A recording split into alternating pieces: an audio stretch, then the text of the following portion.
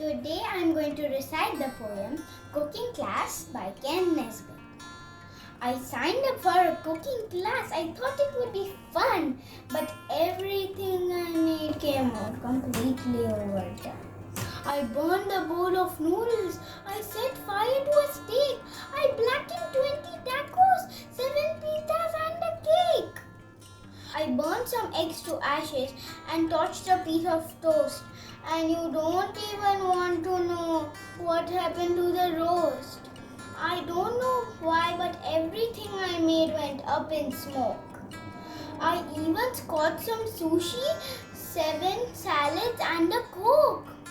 My lessons didn't teach me much, but there's only one thing I'm learning. I'm terrible at cooking, but I'm excellent at burning.